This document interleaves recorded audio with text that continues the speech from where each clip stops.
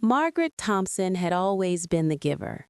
At 65, living in a quiet suburb outside Chicago, she'd spent her life putting everyone else's needs ahead of her own.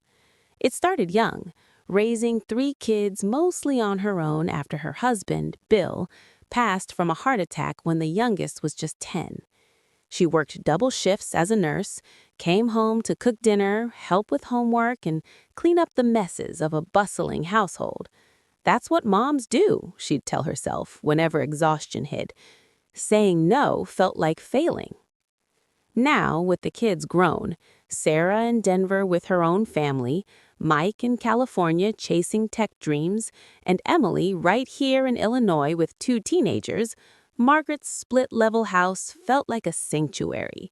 She'd retired 2 years ago, sold the big family home, and downsized to this cozy three-bedroom ranch with a sunroom overlooking a small lake. For the first time in decades, she could hear herself think. Mornings were her favorite.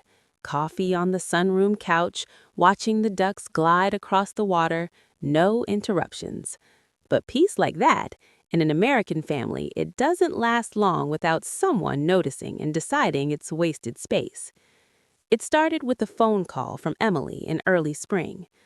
"Mom, the school's doing asbestos removal in the high-rise wing. They're shutting down the whole building for 3 weeks starting June. The kids are going to be home all day, and Tom's traveling for work. I can't handle them cooped up in our tiny apartment. Could we crash with you, just till it's over?"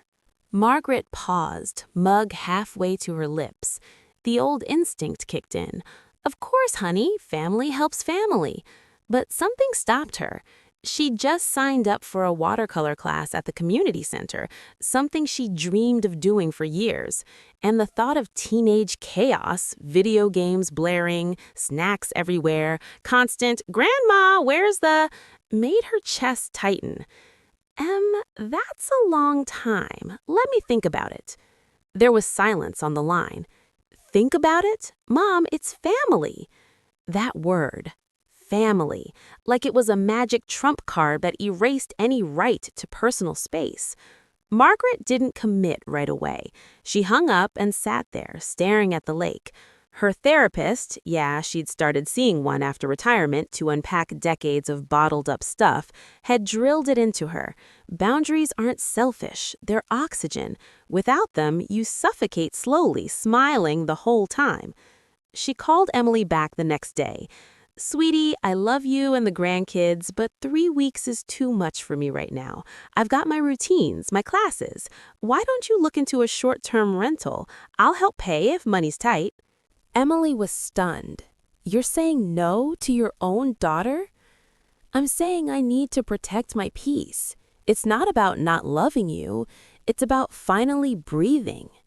The fallout was immediate. Emily texted the siblings in their group chat. Margaret wasn't in it, but word travels. "Mom's changed. Won't let us stay during the shutdown." Sarah called, guilt-tripping. "We all pitched in for your new place, Mom. Least you could do is help Em out." Mike chimed in via video. "You're alone in that big house anyway. What's the big deal?" Margaret held firm. Emily found VRBO nearby, and the visit happened in shorter bursts. Day trips, sleepovers one night at a time. It was tense at first, but something shifted. The grandkids were on better behavior because it wasn't unlimited access. Emily even apologized later. "I get it now. I was treating your home like an extension of mine." That was the first crack in the dam. Summer rolled into fall, and Margaret leaned into her new life. She joined a book club, started yoga at the local Y, took weekend trips to the Wisconsin Dells just because she could. She breathed deeper than she had in years. Then came Thanksgiving. Traditionally, Margaret hosted.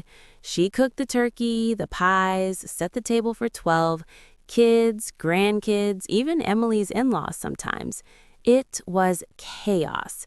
Kitchen overrun, football on blast, kids running wild. By evening, she'd be wiped out, dishes piled high, collapsing into bed while everyone else partied. This year, she decided different. She announced in October, Folks, I'm scaling back. I'll do a small dinner, just the immediate family, potluck style, or we can go out to eat. Outrage.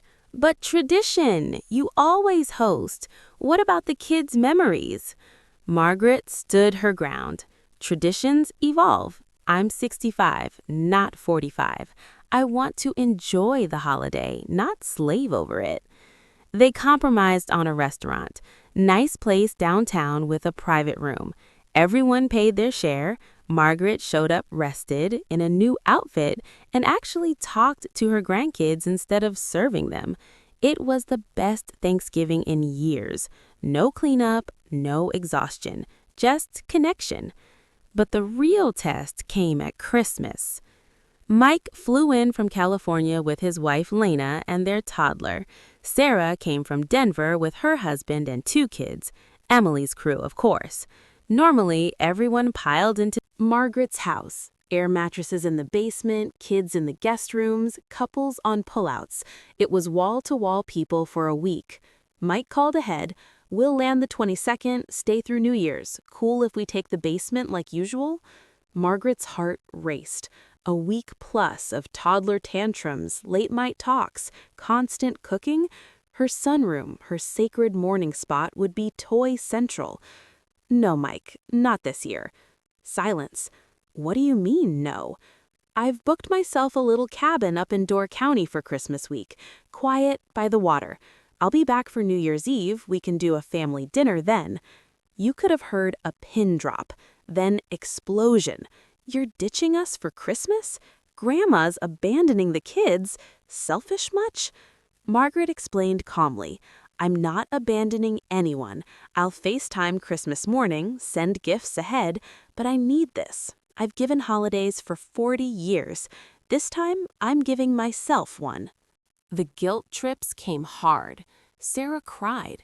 Emily accused her of checking out as a grandma. Mike said she was punishing them for growing up. Margaret wavered. Nights she'd lie awake thinking, am I selfish? Is this what empty nest bitterness looks like? She called her therapist. Remember, the doc said, boundaries aren't walls, they're doors you control.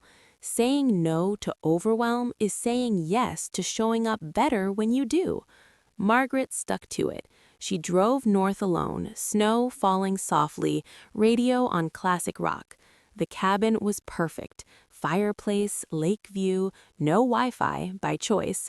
Christmas morning, she woke to silence, made coffee, sat by the window watching snow blanket the pines, opened her own gifts, a new easel from herself, books she'd wanted, called the family. They were chaotic, kids screaming over toys, but everyone waved hello. No resentment in the moment, just noise.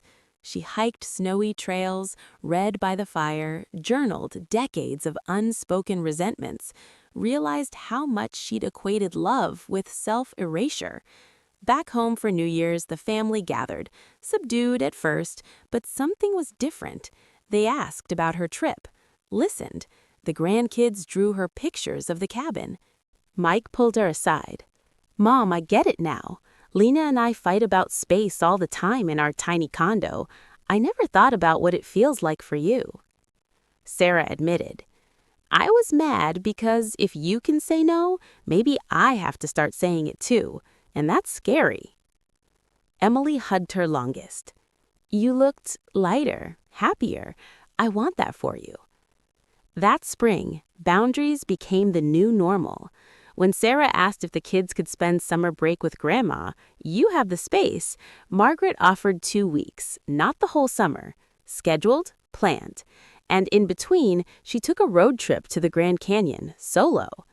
People talked. Neighbors whispered about the new Margaret. Old friends said she'd found herself in retirement. Some judged. Family first, always. But Margaret breathed freer every day. One evening, sitting in her sunroom as the sun set over the lake, she realized boundaries weren't selfish, they were oxygen.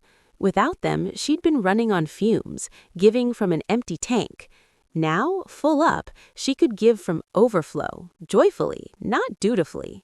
Her relationships deepened. The kids visited because they wanted to, not because they could dump chaos and leave.